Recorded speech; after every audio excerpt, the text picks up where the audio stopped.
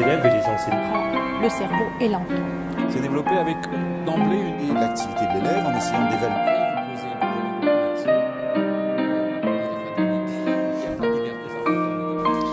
Parlons un peu du supérieur. Les élèves de terminale ont maintenant clos leur dossier sur APB. Vous l'avez fait l'an dernier, me semble-t-il. Est-ce un bon outil ? Eh bien, APB a le mérite de mettre un peu d'ordre dans le chaos qui existait avant lui. En revanche, APB souffre des problèmes de la sélection en France. C'est ce côté tout simplement extrêmement anxiogène, mais qui est plus dû finalement au système de sélection, notamment des filières les plus sélectives, qui aujourd'hui demandent aux élèves d'être triés par des algorithmes tout de suite, sans qu'ils finalement ils subissent un peu pour leur avenir des choix algorithmiques, de jury éparses et complexes. Alors, vous parlez de sélectivité à l'entrée, vous êtes en classe préparatoire aux grandes écoles, vous êtes en Hippocagne. Là, la sélectivité en entrée est très forte. La sélectivité de certaines formations universitaires, je pense à certaines bilicences créées par les universités, est quasiment aussi forte, si ce n'est davantage. On peut donc dire que la concurrence bat son plein pour attirer les meilleurs étudiants dans le post-baccalauréat. Vous en pensez quoi ? Eh bien, je crois que on fait parfois une erreur, notamment à la sortie du bac, et le système universitaire, je crois, fait une erreur en mettant toujours plus de concurrence entre les universités, parce qu'aujourd'hui, on se retrouve avec des situations d'universités plus petites, à effectifs plus réduits, et donc à moyens plus réduits, qui aujourd'hui se retrouvent finalement face à une panne d'élèves, j'ai envie de dire, motivés par l'idée d'y venir, à cause notamment de cette concurrence. Les élèves, quand ils sont à un endroit où l'université la plus proche n'a pas les moyens d'offrir j'ai envie de dire, le glamour de certaines licences, eh bien, qu'est-ce qui se passe ? Eh bien, on se retrouve avec des sortes de déserts où les élèves vont vers d'autres universités, et c'est un cercle vicieux. Moins il y a d'élèves dans l'université, plus elle se dégrade, et finalement, ces universités ne reçoivent plus ensuite que les étudiants qui n'ont pas le choix d'y être, et on est face à une cruauté quand même certaine sur la sélection.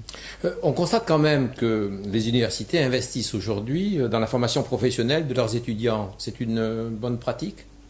Bien, il me semble que les universités doivent aujourd'hui investir dans un ensemble de moyens à mettre au service des étudiants pour que leur insertion professionnelle, dans le contexte qu'on connaît, soit plus facile, et surtout que le diplôme qu'ils aient soit plus solide face au marché du travail.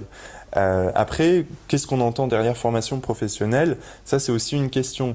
Est-ce qu'il n'y a pas aussi une urgence qui est, par exemple, dans la licence, la première année de licence et la deuxième année de licence, où aujourd'hui, on a un décrochage qui est très fort, et sur lesquels on a des licences qui n'offrent pas les perspectives qui étaient voulues en fait par les étudiants.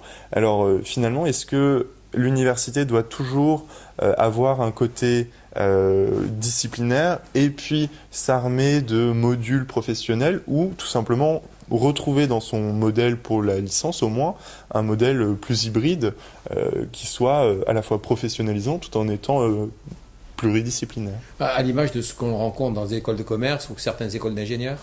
Eh bien, d'une certaine manière, oui. Voilà. Le numérique, parlons-en dans le supérieur, est-ce qu'on peut dire qu'il se résume souvent à 4 lettres, MOOC, les MOOC ? Eh bien, je crois qu'effectivement, on connaît un essor du MOOC, le MOOC est partout en ce moment. C'est ça, oui. C'est bien. On a en quoi c'est bien ? Pourquoi vous dites c'est bien ? On a du savoir qui devient plus accessible partout, etc. En revanche, si on doit parler d'innovation pédagogique numérique à l'université, c'est comme pour le lycée, c'est très loin d'être suffisant. Le MOOC, c'est un peu le calepin qui devient l'agenda numérique. Le MOOC, c'est le cours en amphi qui devient la vidéo sur YouTube. Alors, est-ce que ça nous paraît suffisant pour changer les pratiques ? Non. Je pense qu'on peut faire beaucoup mieux, notamment à l'initiation à la recherche dans les premières années de licence, où le numérique pourra avoir des valeurs et un intérêt certain. En conclusion, j'ai envie de vous poser la question suivante. Qu'attendez-vous de l'école? Apprendre et éduquer? Apprendre la République? Apprendre un futur métier? Peut-être tout cela à la fois? Eh bien, je crois que on est en droit aujourd'hui de demander à l'école de nous rendre libres. Et ça, c'est peut-être... on a un peu oublié cette vision-là de l'école, dans le sens où aujourd'hui, on se concentre sur plein de problèmes sur l'école. Voilà, on a vu dans les épisodes après Charlie, on a mis sur l'école absolument toutes les questions de manque de citoyenneté ou de sentiments républicains. Et je crois qu'aujourd'hui, il y a aussi une question, c'est est-ce que l'école fournit aux élèves et du coup aux futures générations un outil et un bagage pour tout simplement être des citoyens libres, mais aussi des agents économiques libres et tout simplement des êtres humains libres et dignes. Et ça, je crois que c'est une question qu'on ne se pose pas assez, parce que d'un point de vue économique, par exemple, on enferme trop rapidement, et on le disait avec la sélection, les élèves dans des parcours, des filières qui sont courts, qui ne leur permettent pas de vraiment choisir ce qu'ils font, mais plus de les orienter là où c'est le plus utile, rapidement, etc. Et du coup, on se retrouve avec un vrai manque de liberté économique, et c'est plutôt inquiétant, je crois, pour notre génération. À côté de ça, on a aussi un problème, je crois, de liberté face notamment à la presse, aux médias, qui aujourd'hui deviennent incroyablement présents dans notre vie sans qu'on arrive à avoir le regard critique.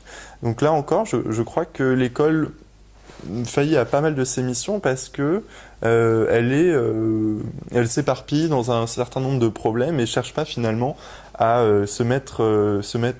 à regarder avec lucidité notre génération, les générations à venir, et en se disant aujourd'hui qu'est-ce qu'on va faire pour faire vivre une des grandes valeurs de la République, qui est la liberté, qui se soutient par l'égalité et qui s'accomplit dans la fraternité.